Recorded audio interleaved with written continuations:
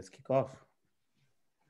Good morning, good evening, good afternoon, wherever you are in the world. Because right now, the Uncovered podcast is international. You know, we started off just local in Sydney, but we're making it, we're LA, New York now. So wherever you're listening around the world, good morning, good afternoon, good night, good evening. It's good to have you here. My name is Femi. I'm one of the co-hosts of the Uncovered podcast. I'm with my great and lovely co-host, Mr. Nicholas. How are you, sir? Wow. You've never introduced me like that in a podcast ever. We've been running now for about 2 years. I don't know what's changed for me, but... Bro, I told you we're international now. I can't be doing local boy stuff anymore. Like, it didn't change now. I'm an international podcast host. I got international guests now, so that international energy. It's crazy. Now you're right. And like we've been saying to Spotify and Apple, it's like, up the budget. Run the check. Spotify needs to run the check, man. Like, if they want me to continue being nice in the intro, they need to come to 7 figures minimum. Minimum 7 figures, man. That's it. Awesome. But look, we've got a really, really exciting guest that, it's quite an honor for us to be able to have on the podcast. We're really, really excited to delve into his story. I'm not going to introduce you, but what I will say is that the guest that we have on our podcast right now is an actor, international keynote speaker, and an incredible mental health advocate. You might have seen him in Neighbours. You might have seen him in Dancing with the Stars. If you guys don't know by now, then I don't know what to tell you. I'm not going to introduce him, but let me proceed to introduce him. No, that's what I was trying to figure out how I'm going to do it. I'm like, I can't get myself stuck. That's why you don't do the intros, Nick. That's why you don't do the intros. We have the amazing Nick Bracks. How are we, man? I'm good, thank you. And look, I'll say to that intro, anyone listening to this, I feel very sorry for them if they saw me on Dancing with the Stars, because probably the worst dancer in the history of that show. So, like, I feel for anyone who saw that. So, I really hope you didn't. And I think anyone that saw it probably has PTSD and they need help from you guys. Listen to one of my talks. Let's try and help them out. Yeah. Thanks for having me on here. Man, thanks for being here. We really do appreciate it. And like we said, you're in New York right now, which is amazing for us. That's why we're so grateful to be on Zoom and, international. We're officially international podcast hosts, which is, it's crazy. Like, life comes at you fast, Nick. Life comes at you very fast. So it's a great feeling. It's we're really honored to have you on here, mate. So, but tell us a little bit more about what you do, because obviously Nick's intro didn't do it justice. But, it was all right. What do you do? What's your story? Where are you at?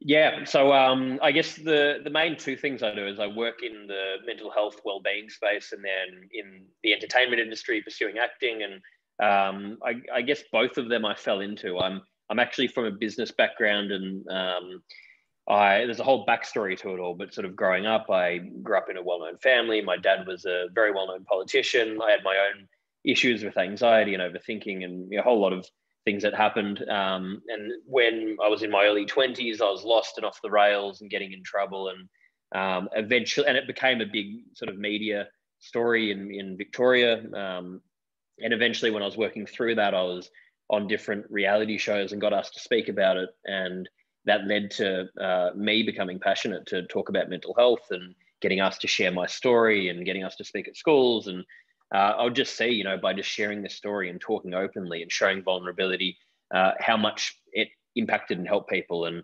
that really fueled that passion. And I just was doing them for free and kept doing them. And it eventually evolved into getting trained by different behavior change companies, then bringing on my own team of psychologists and wellness experts and running a seminar company and just evolving that into all the different things I do now. And I guess on the entertainment side, that stemmed from, falling into modeling work, being on reality shows. And then probably initially for the wrong reasons. I was, young, naive and insecure at the time and didn't know who I was. And I was like, I'm getting all this attention. Maybe I want to be an actor because then I can become famous and then people will love me. And then I got into acting and I found out, hang on, acting is really, really tough. And you got to get over your ego and you do all these different things. And ended up just loving it for a personal development thing, because it just made me come out of my shell and learn and grow. And I stuck to it for that reason. So that's a very abbreviated story. I'm happy to go into, more detail on that, but I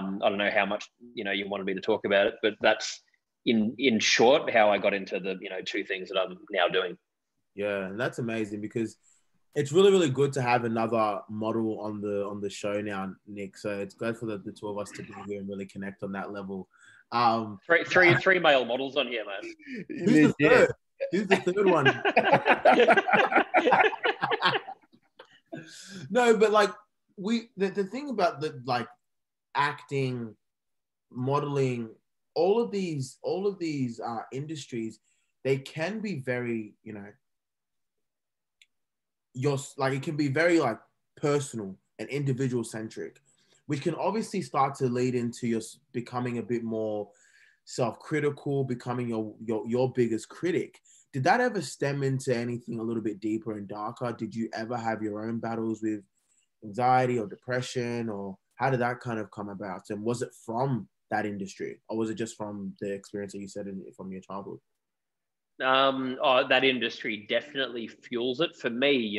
My story was more, went back a long way, and I guess mine's probably a combination of nature and nurture. And as far back as I can remember, as a very young kid, I was obsessive and overthinking, and it came out in originally wanting to be a professional AFL player, and I was training at the age of 11 for 6-7 hours a day, and doing crazy things. It was like literally a addiction or obsession. And that developed into then wanting to be a middle distance runner, and burning myself out and stunting my growth, and not developing in those years, and then having all these problems. So it was this very long-winded thing that climaxed, I guess, once my body broke down and I finished school, and I was so shy I couldn't look someone in the eyes and have a conversation, and I just started abusing alcohol and using that to hide away. So there was a very long-winded journey for me. Initially getting into the entertainment work, I would say it definitely fueled that for all the reasons you're saying. And even now, I mean, it's a constant daily battle where you're questioning yourself, and you do become really introspective. And it, like you're saying, it's something where it's just about you, which can be pretty unhealthy, because you can, can fuel a lot of that kind of thinking, and you see it so much. And I mean, I feel like I'm very fortunate that I built, before I got into the entertainment work, really built my own career, running my own business and doing the mental health work, and develop that passion. So that's been sort of the thing that, I do all day, every day.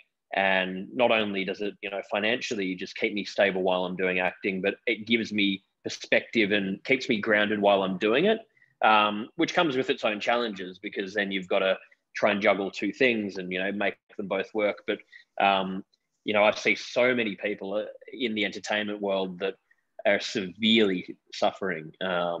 And I don't think I've met one actor that hasn't had problems with anxiety and, different issues, because how could you not, when it's just such a crazy industry? Even if you're getting a lot of work, it comes with so many ups and downs and uncertainty. And, we could have a whole conversation just on that one industry. And it's, something I'm wanting to work more in, and, trying to build programs to help in that area, because it's just, it's a big issue.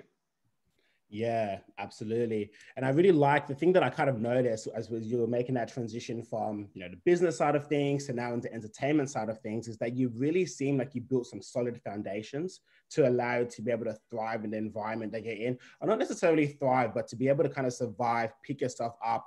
Because like Femi was saying, with any kind of industry, any kind of career that you take, there's always going to be those intrinsic challenges.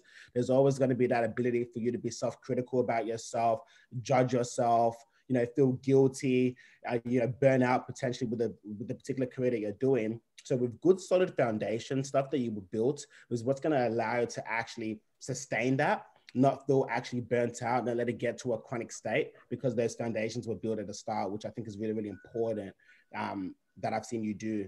I want to kind of take it back a little bit, because I know that in your story, and I think that your story is very interesting, battling with your depression and anxiety, and everyone has their own kind of unique challenges and journeys when they're going through that process. So it presents very differently for people. But I know in the midst of all of that, like you were saying earlier, you were suffering from alcohol abuse. That was potentially leading to a point of you actually killing yourself off the back of the abuse. Did you want to kind of delve into what that experience was like and how you overcame that for the listeners to be able to get a bit of perspective? Yeah, sure. So I hadn't actually touched alcohol till I was 19, and I think it was either 18, no, or 18, almost 19.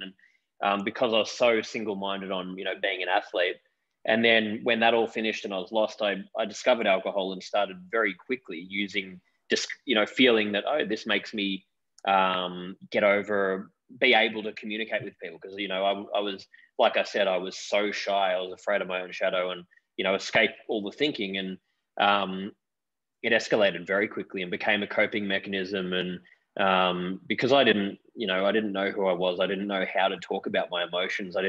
And I wasn't accepting help around me. I started using it to escape. And I had such a fixed mindset that I couldn't be this professional athlete anymore, that I'd built my whole psychology on since I was a very young kid. So if I couldn't do that, I thought, well, I don't care. I have no worth. There's no use for me in the future. I don't want to do anything else. I can't. That's the only thing I want to do. And it just, got worse and worse. Like anything, you spiral and you take it to more extreme levels. And, I had regularly was getting in pretty life-threatening incidents. And the worst one, I'd crashed, been out drinking and actually made it home, went for a drive with my best friend in the back of the car and had a really bad crash where it was lucky that either of us made it out alive. So it was a pretty extreme thing. Became a very publicized event as well because my dad was the Premier of Victoria at the time. So, there was a lot of things that happened. And probably, again, like a lot of people that speak from personal experience, it's really what's driven me to continue doing it. And it's why it's the most important part of my life. No matter what I do, no matter, where I get to in life, I'll keep doing this for the rest of my life because I just know how important it is. And people need to hear this stuff. And, even if it helps one person, one kid to maybe go and seek help or look into something or change their, thinking, then it's worth doing because, I would have avoided a lot of pain and suffering if I had that. I'm fortunate that I got through it and I was lucky that I've had support around me and now am on a really, positive path, but it could have gone the other way. And I know for a lot of people, it does go the other way. So I just think it's so critical that we talk about this stuff and like the work you guys are doing, help provide resources to help people understand and learn and, work through this kind of stuff. I got a question. It's a bit of a change of pace, but I'm really, really curious. What was it actually like growing up basically under the spotlight 24/7? Your whole life was under scrutiny. What was it really like? Because you hear about it from like child actors and people that are like, you know what I mean? Like what was it from your perspective like? And do you think that's what kind of triggered all of this stuff? Like I know I asked that question earlier from the acting perspective, but I want to know more so like what was it like growing up?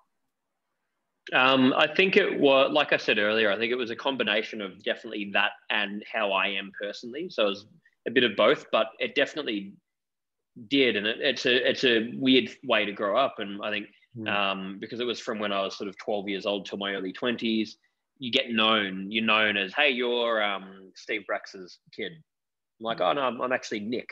And you get told that so many times. And eventually it got to a point where I'm just like, seizing up and you're clenching your fist and you just like want to say to them, fuck you, I'm Nick. And, and then it led to extreme behavior of, okay, what do I have to do? I have to do something now bigger than my father to prove that I'm worthy, because if I don't, they're just going to know me as the son of this person, which it's not true. And, I'm lucky I've got amazing parents and the only pressure that's ever been put on me has been in my own head. But it does feel that. It makes you feel like, well, I need to do extreme things to justify my own existence because of that environment. I think it's a very common experience that anyone, whether it's a famous parent, whether it's a highly successful parent, it's a common experience that people have. I think from what I've heard and from people that I've spoken to. Yeah, for sure. Because I couldn't imagine like, because we see it even at like much smaller scales, even at like school or in the area. It's like, oh, your big brother or your mom or your dad is really well known in the area, and everyone's like, oh, you're John's little sister, your dad, your da, da, da. And it starts Yep. to take away from who you are and your identity, which obviously Yep. becomes an issue, like you were saying, in terms of trying to reinvent yourself in really extreme ways. So how do you think that someone could combat that in terms of, like, if they are battling with their own identity issues, like, well, what do they do? Yeah, definitely. And just, yeah, to that point, as I said earlier, I mean, that's why I was initially acting out. And like I said, I'm honest about it. I was, when I was on these reality shows, I was so young and naive and, didn't know who I was. And I was getting all of this attention. I thought, this is amazing. I'm getting this attention. Now people are valuing me. How do I get more famous? And, I wanted to go down that path, which luckily that actually made me get into acting, which, helped me in different ways and became something I'm passionate about. But what my advice on that would be really the same thing that the same advice I have in general in society, which is we need to be taught through parenting and early on, through education, how to understand ourselves, how to develop emotional skills, how to, all of that stuff, all the work that you guys do that I'm doing.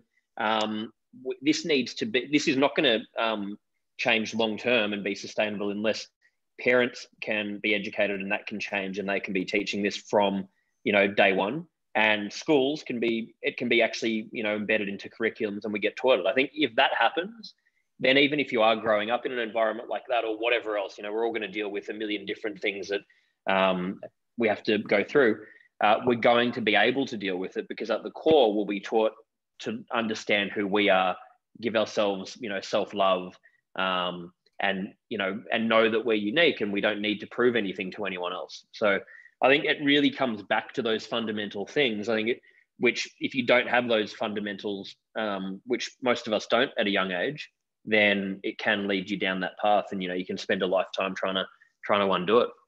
Yeah, absolutely. And I really, really resonate with what you're saying, because for myself personally, I really feel like with any form of change, especially going into the next generation, it all starts with our parents. Because a lot of the conditioning that our parents do, which is not always with the bad intention, is actually doing more harm than what they believe to be good. And that's what's causing kids as they grow up and, start socializing, doing school, doing all of these things, to actually start to develop these insecurities and these challenges with self-worth.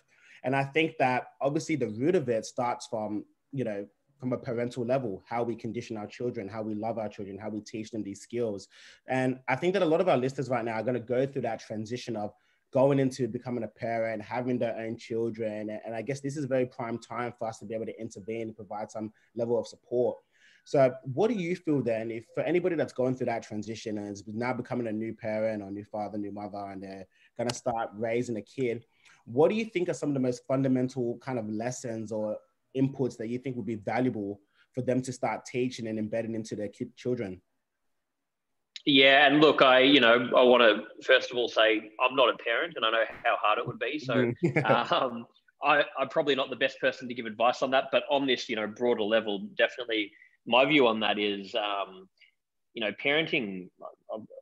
I think most parents have the best intentions, and parenting's hard, and everyone's going to make mistakes, and that's fine. Like in life, I think there's one thing I would say, which applies again for every area of life, is just to be honest and emotionally open and show and express that to the kids. I think a lot of the time parents will treat kids, not like a human. They'll talk down to them, or they won't reveal their own true thoughts or feelings about things, or you get this disconnect and not because the parents are trying to do the wrong thing, because they've been taught that old school mentality of you're meant to just push through things, and you're not meant to express, or whatever it is. So, that's my personal view. And I think it's just being able to be really emotionally open, be honest with the kids, teach them to do it, teach them that it's okay to not have all the answers, okay to stuff up, teach the kids that, me as a parent, I don't have all the answers. I'm not perfect.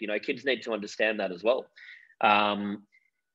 So yeah, I mean, that's probably the biggest thing I would think. I'll wait and see when I become a parent. Who knows? I might royally stuff it up, and who knows? But that's what I'd be trying to do.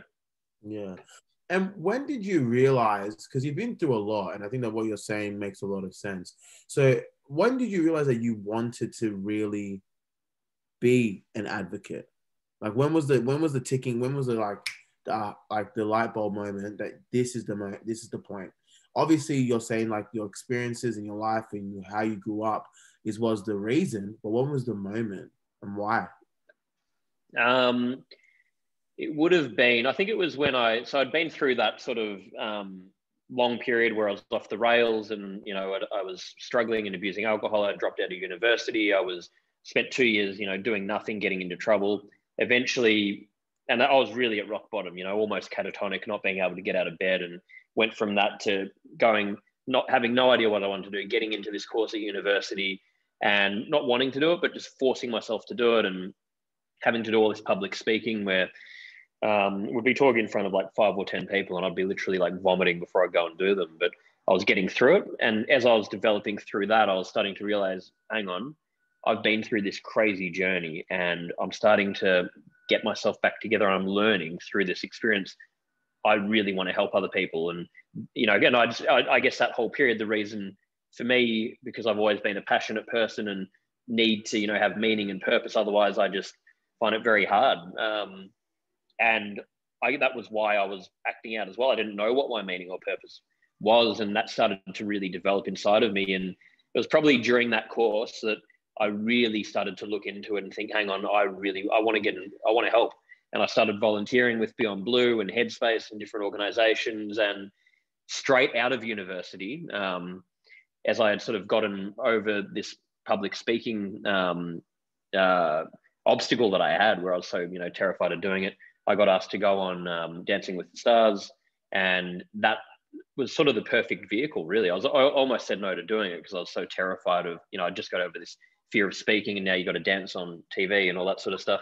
But the reason I really wanted to do it was because I got to work with a charity, which was Beyond Blue at the time, and raise awareness for them. And, you know, it was a vehicle for me to go and do that, and then start getting asked to talk about it. And it sort of all built from there. So that was the turning point of, you know, when that happened for me. Amazing. That's awesome, bro. That's honestly awesome. I think that more people need to use their platform and use whatever platform. And I think I've mentioned this before in terms of like everybody has a platform, whether you've got 3 friends and a cat, or you've got 100,000 followers on Facebook, on Instagram, it doesn't really matter. Everyone's got a platform. And I think it's important to use your platform for good, and really, really encourage people and promote that message. Because if we don't, then the world becomes a very lonely place, a very, very lonely place where we're not sure that we have the options to be able to get out of the dark spots that we're in. So I think that's so sick. I think that's really, really cool. For sure. Cool. What we're gonna do? Yeah. What we're gonna do? We'll do a quick little break. You know, pay some bills. Get hear a word from our sponsors, and then we'll be back with more Nick Bracks, and we'll get popping from there. I bet. Cool, Nick. So, like, obviously, as you mentioned to us at the start, you've had your own challenges, and now you've gone on incredible things. You've overcome a lot of your fear and challenges that were associated. What do you think people can do that are in the similar boats, with the particular challenges with their identity, or they're wanting to do bigger things, but they're quite anxious, nervous, and they don't know how to overcome that fear or then obstacles? What do you think are some of the first steps that can be helpful for people to really overcome those challenges? Yeah, I think it's a really important question, and people need to understand that. I mean, the one thing I always say that people should not do is nothing, you know, do something.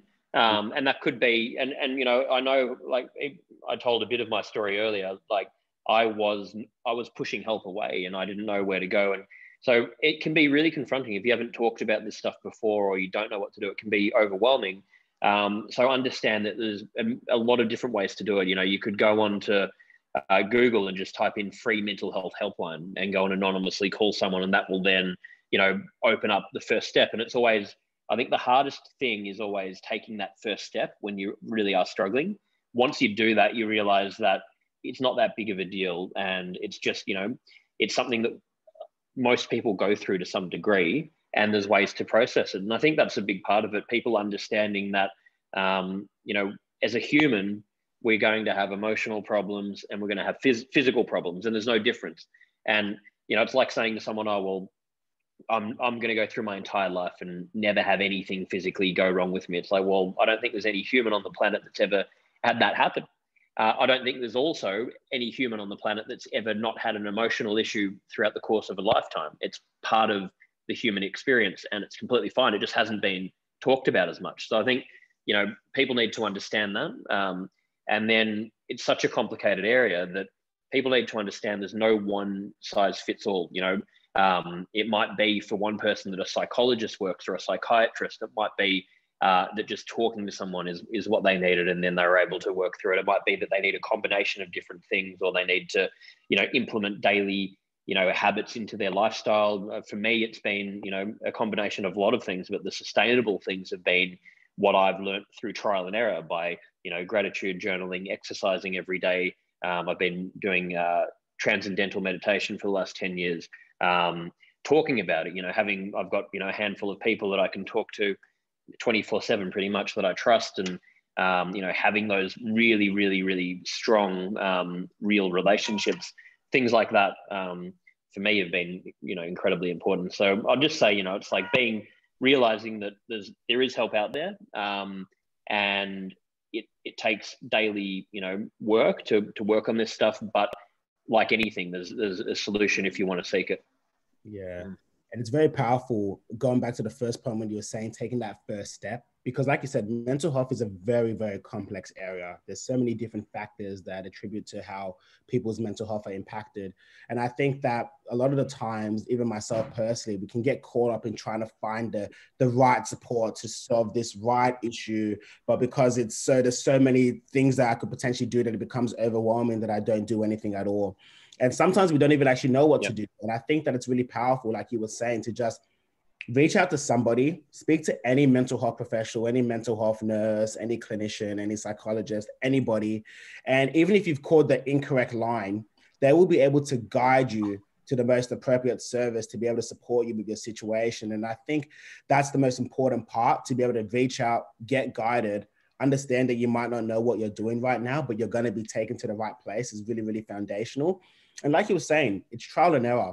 Not one service is always going to work for you. Sometimes it's a combination of doing multiple different things. Maybe what a psychologist says to you doesn't really work for you and you need to try something else. But it's that ability to be able to find what works for you, because you are your own guru in this process. You're the only one that knows yourself better than anybody, any professional. But being able to be guided and supported through that process is what's going to make all the difference. And I really love that sustainable approach and taking that first step. I think it's really powerful for anyone that's listening in the audience. Yeah, no, definitely. And I guess that's like sort of with, Move Your Mind is the name of my organization. And it's all about, we do school and corporate programs. And the core of it really is what you're saying there and what I was talking about with trying to give people just tools to make sustainable daily changes, and in a very practical and simple way, because that's what I've seen so much, that people, there's so much good information out there. There's great resources, there's great reactive resources. That's all really, really important.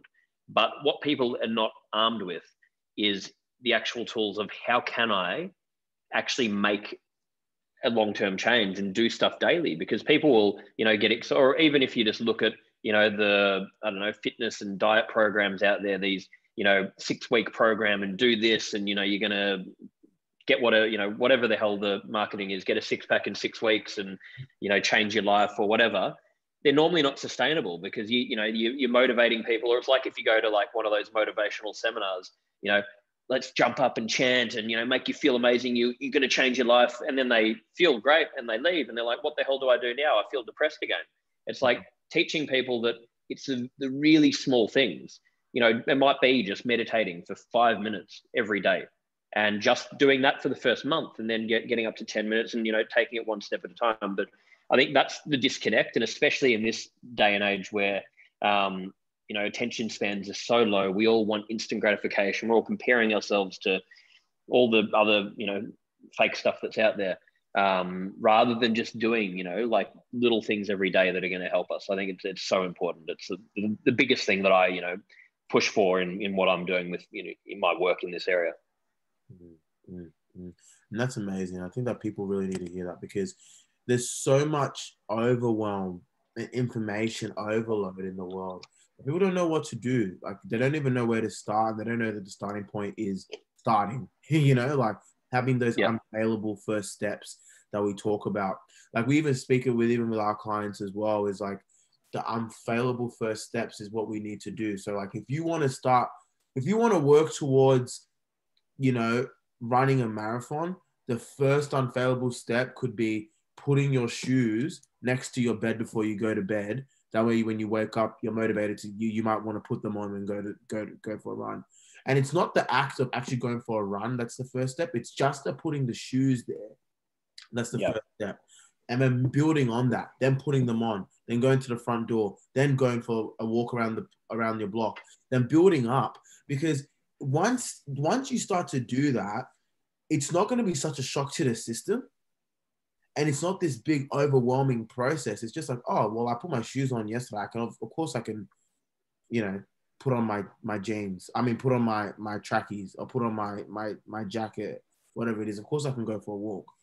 And building up from that. And it's like, there's a process to this. So I think that people need to understand that. Otherwise, they're going to get really bogged down with like analysis paralysis.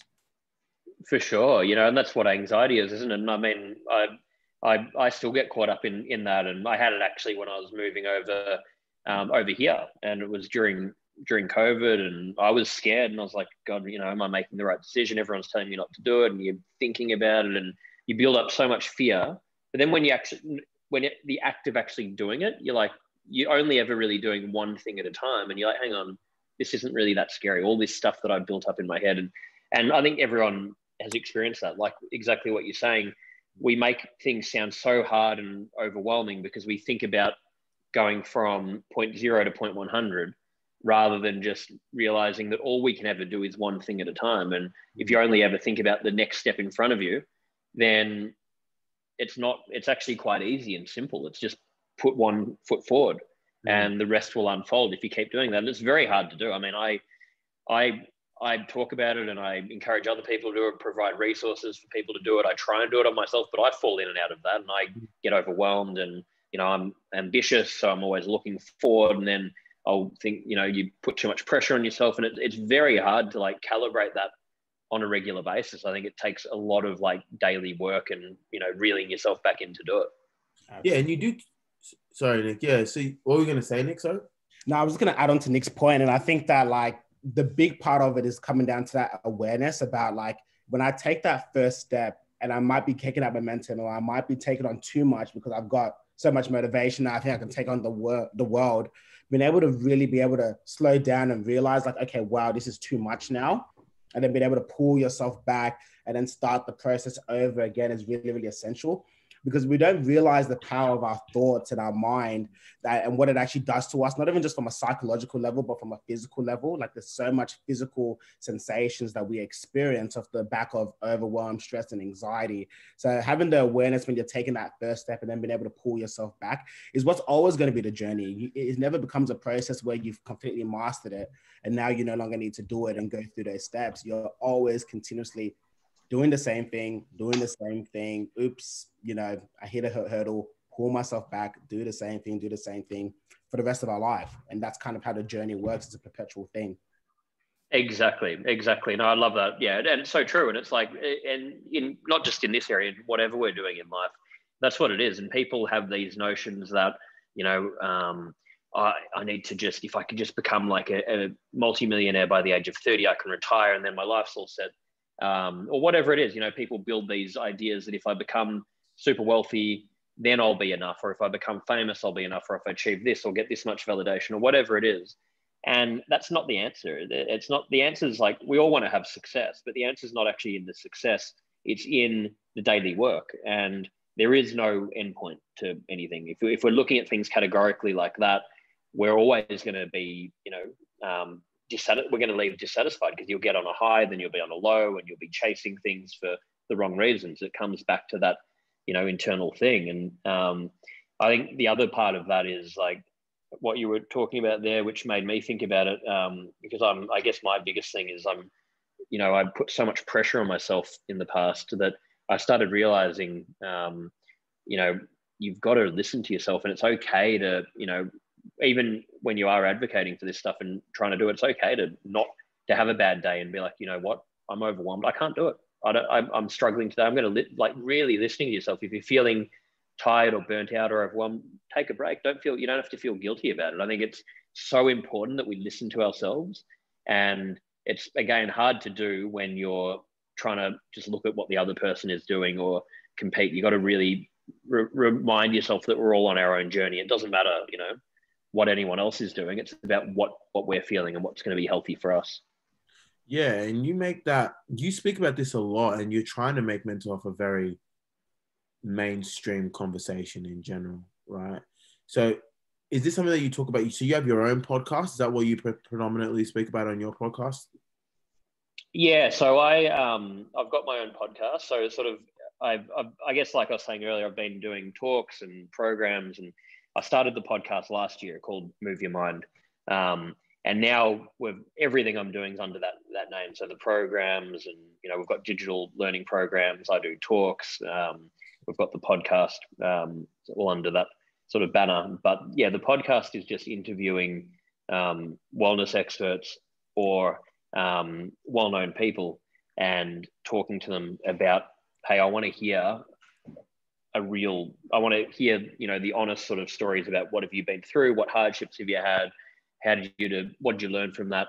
And ultimately, exactly what you said, actually, like you sort of pinpointed what I'm trying to do with this stuff, which is, an ambitious long-term goal, but I really want to combine, I don't know if entertainment's the right word, but I guess, something in that realm, entertainment with mental health, where eventually I can be, getting A-list celebrities to interview them and have these really raw conversations and, push that out everywhere and I want to just get this stuff as mainstream as possible to just show people that, everyone goes through it and it's okay. 100%. And I think that once we're able to break that cycle, we're able to allow people to be vulnerable, because a lot of the time we look up to people that are like, oh, they're perfect. They never go through these things. Why is it that I'm going through these things? Or there must be something wrong with me. And that's what spirals down to that realm of depression, which then leads to suicide if we're not careful. So us being able to kind of really just allow people that we look up to, people that we think can never go through these issues, actually going through these challenges and knowing that I can still make it through on the other side. Like even yourself, Nick, with the pressure of having your father as a premier, doing what you're doing now, it's really motivational and inspiring to a lot of people listening that with the same kind of ambitions and goals that you have, knowing that we can come out of that as well. If we just continue to do the right steps, we take that first step and we're really proactive with our mental health and we're really ambitious about it, then there's so much incredible things that can happen. And I think that that's powerful. Your podcast is the exact same mission that we have as well. And if we're all collaborating together with this same kind of for this social cause, then there's going to be incredible things that happen.